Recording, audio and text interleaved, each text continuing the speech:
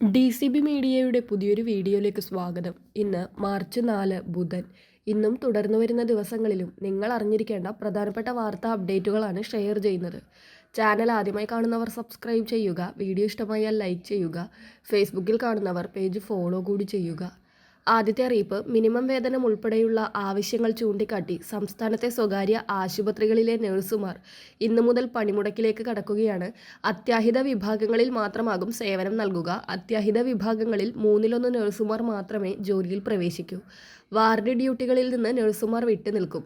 United nurse അസോസിയേഷന്റെ നേതൃത്വത്തിൽ ഇന്ന് സമരക്കാർ സെക്രട്ടേറിയറ്റിലേക്ക് മാർച്ചും സംഘടിപ്പിച്ചിട്ടുണ്ട്. അടുത്ത അറിയിപ്പ്, സംസ്ഥാനത്ത് സ്വർണ്ണവിലയിൽ വീണ്ടും ഇടിവ് രേഖപ്പെടുത്തിയിരിക്കുകയാണ്. പവന് 2280 രൂപയാണ് കുറഞ്ഞത്. 1 പവൻ സ്വർണത്തിന്റെ ഇന്നത്തെ വില 1,20,640 രൂപയാണ്. ഗ്രാമിന് 285 രൂപയാണ് കുറഞ്ഞത്. 1 ഗ്രാം സ്വർണത്തിന്റെ ഇന്നത്തെ വില 15,080 രൂപയാണ്. അടുത്ത അറിയിപ്പ്, സംസ്ഥാനത്തെ ഏലം റബ്ബർ കർഷകർക്ക് വലിയ ആശ്വാസമേകുന്ന കേര പദ്ധതി പ്രകാരമുള്ള പുനർനടിയിൽ ധനസഹായം ലഭിക്കും. പഴയതും വിളവ് കുറഞ്ഞതുമായ റബ്ബർ ഏലം കൃഷികൾ മാറ്റി പുതിയത് നടാൻ ആഗ്രഹിക്കുന്ന കർഷകർക്ക് ഹെക്ടറിന് 75,000 രൂപയോ അല്ലെങ്കിൽ സർക്കാർ നിശ്ചയിച്ച പ്രകാരം അതിനു മുകളിലോ സാമ്പത്തിക സഹായമായി ലഭിക്കും. കൃഷിയിടങ്ങളുടെ നവീകരണത്തിനും ഉൽപാദനക്ഷമത വർദ്ധിപ്പിക്കുന്നതിനുമായാണ് ഈ പദ്ധതി സർക്കാർ നടപ്പിലാക്കുന്നത്. ഈ ആനുകൂല്യം ലഭിക്കുന്നതിനായി കർഷകർ ബന്ധപ്പെട്ട കൃഷിഭവനുമായി നേരിട്ട് ബന്ധപ്പെടേണ്ടതാണ്.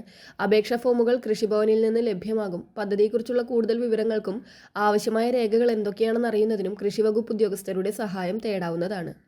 അടുത്ത അറിയിപ്പ്, സ്ത്രീ സുരക്ഷാ പെൻഷൻ പദ്ധതിയുടെ 2ാം ഗഡു വിതരണം ഈ മാസം മുതൽ പുനരാരംഭിക്കും.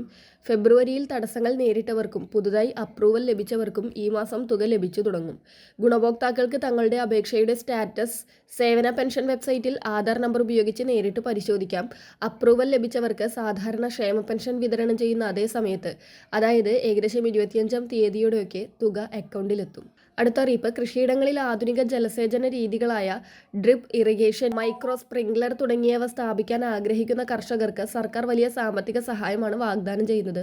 സൂക്ഷ്മ ജലസേചന സംവിധാനങ്ങൾ നടപ്പിലാക്കുന്നതിലൂടെ കുറഞ്ഞ അളവിൽ വെള്ളം ഉപയോഗിച്ച് കൂടുതൽ വിളവ് ഉറപ്പാക്കാൻ സാധിക്കും. ഈ സംവിധാനങ്ങൾ കൃഷിയിടത്തിൽ സ്ഥാപിക്കുന്നതിനായി ചിലവാകുന്ന തുകയുടെ 85% വരെ സബ്സിഡിയായി ലഭിക്കാനുള്ള അവസരമാണ് ഇപ്പോൾ ഒരുക്കിയിരിക്കുന്നത്. പദ്ധതിയുടെ ആനുകൂല്യം ലഭിക്കുന്നതിനായി താൽപ്പര്യമുള്ള കർഷകർ എത്രയും വേഗം തങ്ങളുടെ പരിധിയിലുള്ള കൃഷിഭവനുമായി ബന്ധപ്പെടേണ്ടതാണ്. അടുത്ത അറിയിപ്പ്, മാർച്ച്, ഏപ്രിൽ, മെയ് മാസങ്ങളിലെ ക്ഷേമ പെൻഷൻ വിതരണം ചെയ്യുന്നതിനായി സർക്കാർ ഉത്തരവ് പുറപ്പെടുവിച്ചിരിക്കുകയാണ്. 3 മാസത്തെ ആകെ തുക 6,000 രൂപയോളമാണ്. എല്ലാ മാസവും 25-ാം തീയതിയോടെ പെൻഷൻ വിതരണം ആരംഭിക്കുവാൻ നിർദ്ദേശം നൽകിയിട്ടുണ്ട്. തിരഞ്ഞെടുപ്പ് പശ്ചാത്തലത്തിൽ ആനുകൂല്യങ്ങൾ വേഗത്തിൽ വിതരണം ചെയ്യുവാനാണ് സർക്കാർ ലക്ഷ്യമിടുന്നത്. ഏകദേശം 63 ലക്ഷം ആളുകൾക്ക് ഈ ധനസഹായം ലഭിക്കും. പഞ്ചായത്ത് ഡയറക്ടറും ക്ഷേമനിധി ബോർഡുകളും ഗുണഭോക്താക്കളുടെ ലിസ്റ്റ് തയ്യാറാക്കി തുക അനുവദിക്കുന്നതിനുള്ള നടപടികൾ സ്വീകരിക്കും. വളരെ പ്രധാനപ്പെട്ട ഈ വാർത്താ അപ്ഡേറ്റുകൾ മറ്റുള്ളവർക്ക് കൂടി ഷെയർ ചെയ്യുക.